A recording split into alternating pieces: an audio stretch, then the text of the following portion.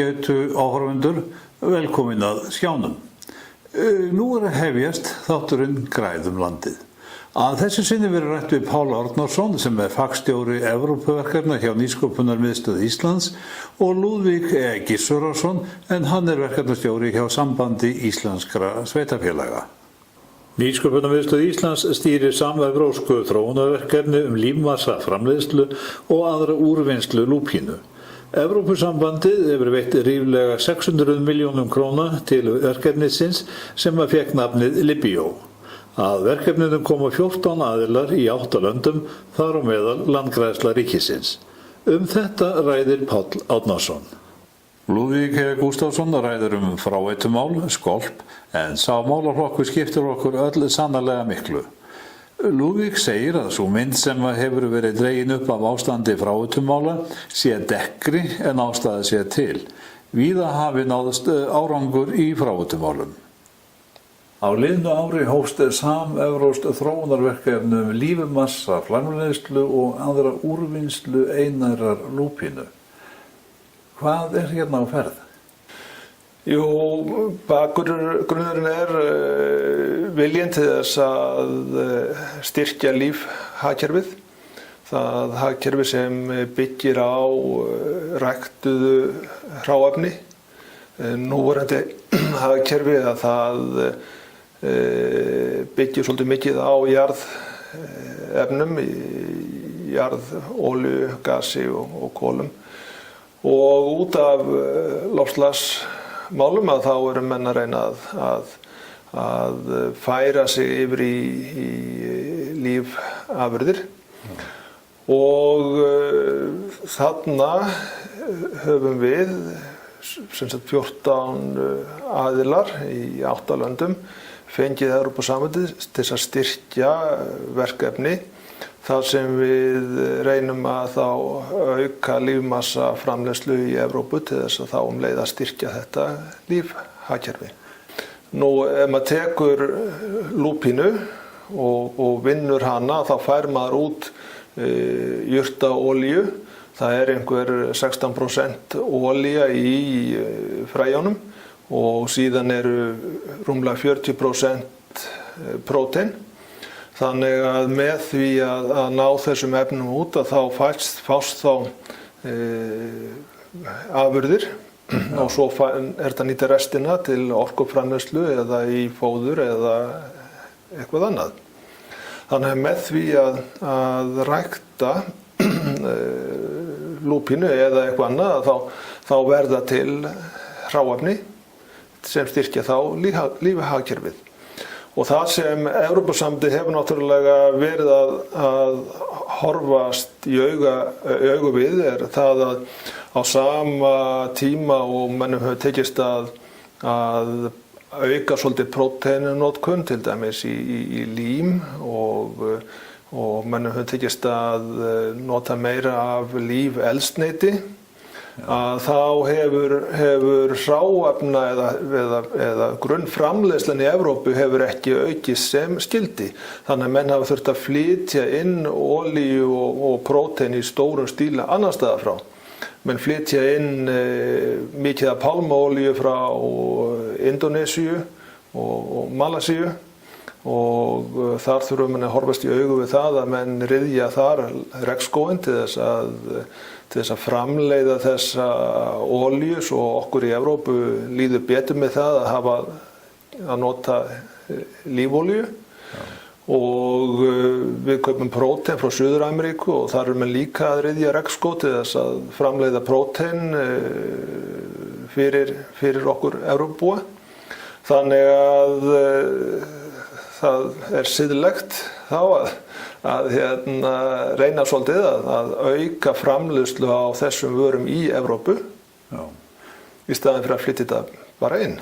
Svo náttúrulega eitthvað sem horfast líka í augu við að í Ameríku og víðar að þar hefur gott ræktaland farið undir olíuframleiðslu til þess að nota á bílana okkar. Og það vilja menn ekki. Menn vilja ekki að þetta dragi úr matvælaframleiðslu mikið og rækta þá meira á rýru landi Og það hugmyndin sem við seldum Evrópusambandinu, af hverju þá ekki að nota plöntu sem vex afskaplega vel á rýru landi, og það þekkjum við Íslendingar, að lúpínan vex upp úr engu. Þannig að þess vegna lúpína fyrir valinu. Já. Og reyna þá að auka lífmassa framleiðslu af landi sem ekki að gefa mikið í dag, eða ekkert, sem bara ekki hagkvæmt að rækta í dag, og það bara mikið af slíku landi í Evrópu. Já. Og þáttur Íslands í þessu hvað? Við stjórnum verkefninu. Hér á Íslandi þá fáum við inn í þetta Landgræðsluna, sem hefur reynslu af að vinna með lúpínu, og til þess að skoða notkun á þessari lúpínu. En við erum að vinna þarna með aðra lúpínu heldur en við þekkjum hér á Íslandi í dag. Það til margar gerðir á lúpínu. Það eru gerðir það er tegundir lúpínu sem hafa verið landlægar í Evrópu gegnum aldirnar, hvít og blá, og svo sleppum nú latnesku nafnunum. Og svo þekkjum við þessar sem við höfum flutt inn frá Alaska, og margær planta. Þessar evrósku hafa verið einarar, þar segja þeim hefur verið sáð á hverju ári. En þarna í þessu verkefni erum við að vinna með lúpínu sem kemur frá Suður-Ameríku. Frá Andesfjöllunum? Frá Andesfjöllunum, já. Og hún ennþá þó nokkuð ræktuð í Andesfjöllunum, í Perú, Ekvador og alveg niður eftir Síle. Og þessi planta þar svolítið stærri og kraftmeiri heldur en sú evrópska, og gefur þá meiri lífmassa af hektara. Og það sem við erum að horfa til, að auka hagkvæmnina með því að nota þá þessa suður-amerísku plöntu. Og í Andesfjöllunum það þannig að hún þá fræin handpikkuð,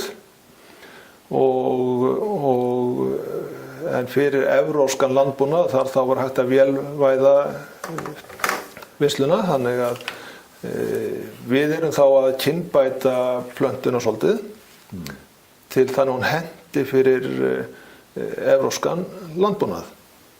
Og á hvaða stigi þetta verk þá núna? Við erum búin að vera í þessu núna í 1 ár, það 1 ár síðan Evrópusambandið styrkti okkur til þess að gera þetta. Plantan kom til Evrópu fyrir 30 árum síðan, og þá byrjuðu Portúgal aðeins að vinna með hana. Síðan fengu landbúnaðarráðuneytin í Hollandi og Þýskalandi áhuga á að þróa þetta áfram, og hafa verið að vinna í þessu frá því aldamót, og náðu að kynbæta plöntuna verulega fyrir norður-evrópskar aðstæður. Þannig að við sem bara byrjum þar sem það endar, menn hafa verið í tilrauna ræktun í Þýskalandi, Hollandi og núna svolítið mikið í Póllandi. Þannig að þetta ekki neitt sem að byrja svo sem núna, heldur núna kemur Evrópusambandið inn í þetta og styrkir 4 ára verkefni. Við byrjum aðeins með landgræðslunum síðastliðið sumar í smá reitum, en síðan kemur það til með að halda áfram aðeins að stækka. Fyrst byrjum við með tiltölulega í smáum skala, vegna þess að fræframleiðsla svo sem ekki komin langt með þessa tegund lúpínu. Fræframleiðsla sem þá passar fyrir Norður-Evrópu. Þannig að við erum að vinna með þá fræframleiðendum líka í bæði Portúgal og Hollandi, og í lok verkefnisins 2020 gerum við ráð fyrir að þarna komum við til með að sjá þá stærri akra, þannig að við getum lagt mat á á hagkvæmni svona akuryrkju. Á Íslandi komum við til með að skoða þetta aðeins frá öðru vinkli líka vegna þess að landgræðslan hefur verið að nota lúpínu sem ekki eins vinsæl núna eins og hún var kannski á árum áður. Þykir vera einum of kröftug og fara of víða, of ágeng. Og þá erum við að skoða það hvort það getur hugsanlega verið heppilegra að fara yfir í einæra lúpínu sem þá hægt að stjórna betur hvar vaxi. Þannig ég held þessi bara full ástæða til að óska ykkur góðs gengis hvað þetta varðar. Þakka kærlega fyrir. Nú er verið endurskoða reglugerð fráveitur og skólp og umsagnarferli drögin lokið. Ég bað Lúðvík að segja okkur frá. Reglugerðin eða endurskoðun á henni fyrst og fremst þess að einfalda henni og hugsanlega að koma með einhverja breytingar. Það eru 18-19 ár síðan að hún var sett og komin tími til þess að endurskoða og gera breytingar sem nauðsynlegt Við svolítið eftir hvað varðar reglugerðir fráveitur á Íslandi? Þetta var á sínum tíma innleiðing á Evrópugerð sem var nauðsynlegt vegna EES-samningsins að innleiða regluverk skorp og hreinsun skorps og í reglugerðinu voru ákvæði að hreinsa skorp mismunandi hætti. Þetta er svolítið flókið að skoða þetta regluverk en allavega við getum sagt að það er svolítið mótsagnakennd að mikill meiri hluti landsmanna eða svona 75-80% bý í dag við viðunandi skorpveitu en það er samt meiri hluti sveitarfélaga sem ekki búið að gera neitt eða lítið ennþá til þess að uppfylla ákvæði í reglugerðina. Það er bara svo. Það lítur að vera nokkuð alvarlegt ástand. Það vissulega alvarlegt ástand þegar það ekkert í lagi og reglurnar ekki uppfylltar. En þá kemur að því hvernig eru þessar reglur, af hverju hafa sveitarfélög ekki klárað þetta allstaða en ekki bara eins og sjáum á fjölda íbúa sem búa, þá það höfuðborgarsvæðið sem hefur riðið á vaðið á sínum tíma og farið í framkvæmdum en muna kannski eftir holræsaskatti hér árið, Reykjavík og víða á höfuðborgarsvæðinu. Nú það í flestum tilfellum þannig það ekki svo að það sjórinn sem tekur við? Það nú þannig að flesta byggðir á Íslandi við sjávarsíðuna en samt einhver hluti íbúa sem býr inn í landi. Nefna bara Selfoss á Egilsstaði sem eru stærri þéttbýli og nú síðan byggð við Mývatn og kringum Þingvallavatn húsin sem eru mjög viðkvæm svæði. Já. Þegar menn fara nú á stað og leggja skólpurör út í sjó, þá gerðu svona ástandsúttekt á því hvort sjórinn getur yfirleitt tekið við eða viðkomandi staður? Það var gert á sínum tíma í Faxaflóa þegar tilstóð að loksins að gera eitthvað í skolpmálum á höfuðborgarsvæðinu. Þá var farið að skoða hvernig ástandið í Faxaflóa og síðan hafa svona einu meiriháttar rannsóknir á sjónum fara fram í Faxaflóa. Ég veit ekkert önnur svæði. Það kann að vera að það hafi verið eitthvað gert en allavega ekki eins mikið í Faxaflóa. Menn almennt þó sammála að þetta gamla, sem sögðu gamla daga, lengi tekur sjórinn við, hann tekur ekki endalaust við. Hann tekur ekkert endalaust við, það víst og við höfum þessar rannsóknir sem hafa beinst að ákveðnum þáttum sem eru meðal annars nefndir í reglugerðinni, reglugerðinni, það eru næringarefni, það eru svona lífræn efni. Á síðustu árum hins vegar það hefur komið upp annað vandamál við skorp sem menn vissu ekkert allavega fyrir 20 árum og varla fyrir 3 árum og það plastið. Það nýtt vandamál sem þarf að taka á. Þessar plastagnir. Plastagnir, öragnir sem finnast í skorpinu með annars og finnast reynda víða eins og hefur komið í ljós. Það alveg glænýtt vandamál og kannski gefst færi þess að ræða aðeins betur og eftir sko. Já, segðu mér aðeins meira þetta hvað. Það hlýtur að vera mjög erfitt að ná þessum plastagnum út eða hvað?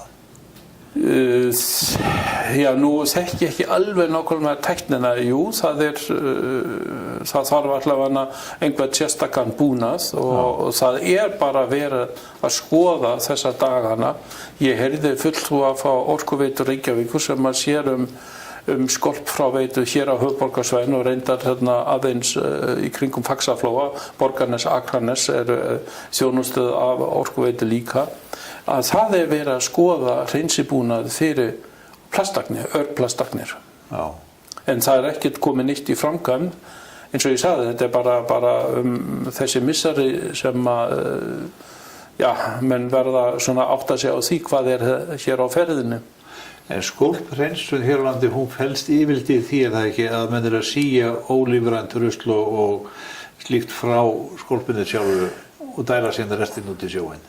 Menn að sía í raun og veru allt sem ekki uppleyst. Það að segja svona stærri hlutir þeir verða eftir í síu og alveg niður í síubúnaðinn hér til dæmis á höfuðborgarsvæðinu 3 millimetra síur að reynda sandfang líka og fitu skilja þannig að það verður eftir allt sem á að vera stærra en 3 millimetra og fita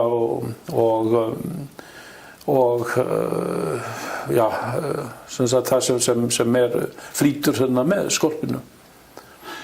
Og ég gef mér allur þessi búnaður sem að við þyrftum að hafa til þess að skólpmálinn sé í lagi að hann sé dýr, hann sé mjög dýr.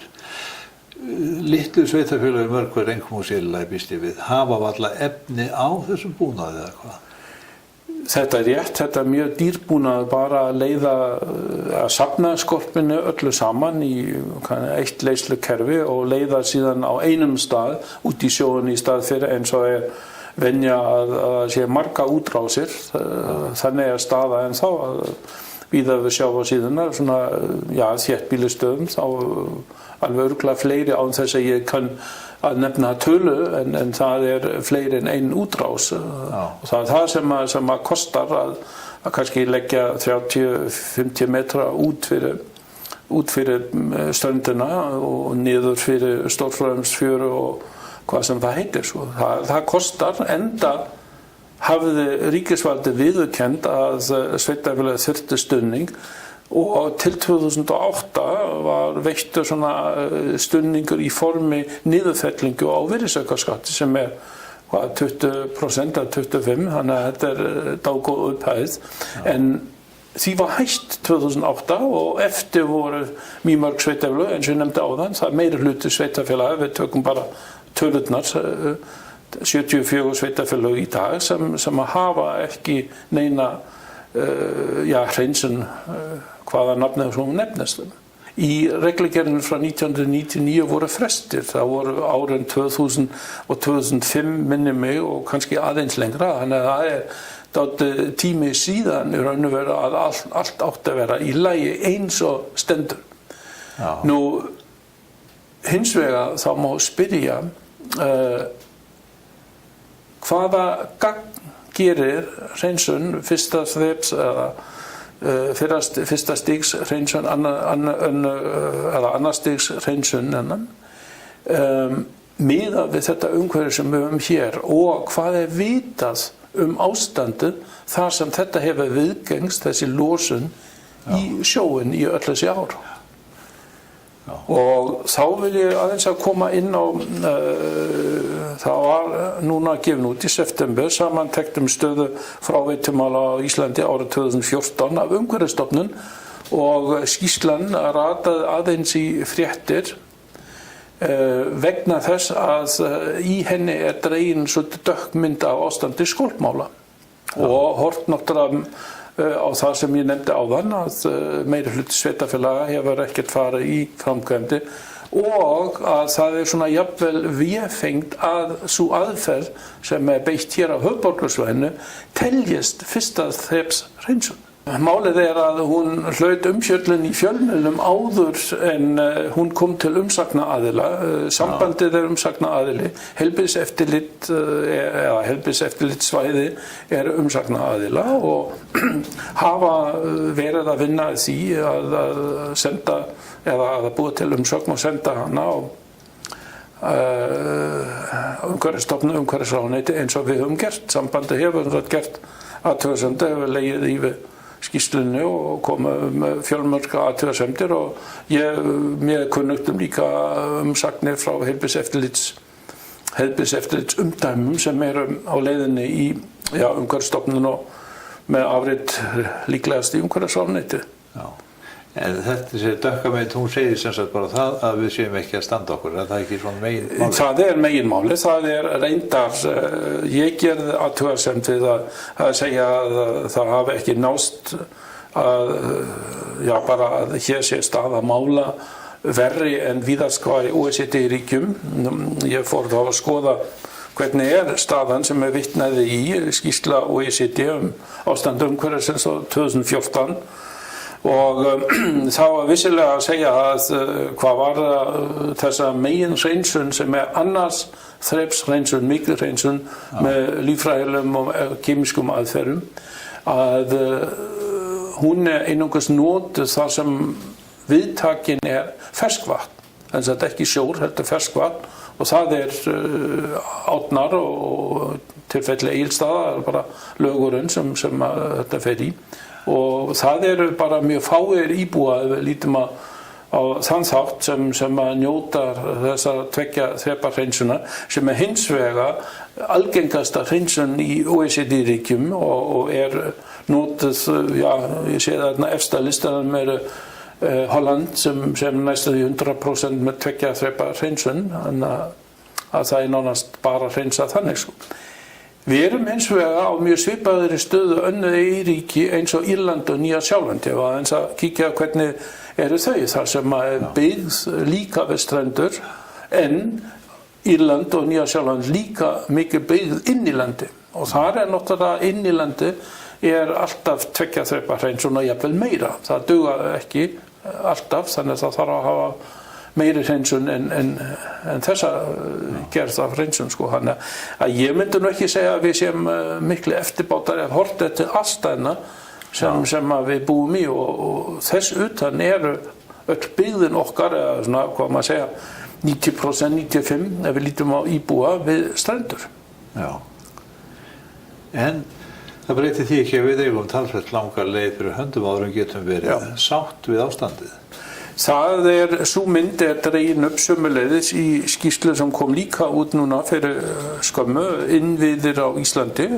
Það félag ráðgjafarverkfræðinga og samtök innanins sem gefa hana út sem að gefa ástandi skolpmála einhvern 2 sem svona í bókstöfum væri þetta sjálfsagt eins og D, bara rétt fyrir neðan eða fyrir ofan fallið, fall einkunn, en horfurnar séu góðar.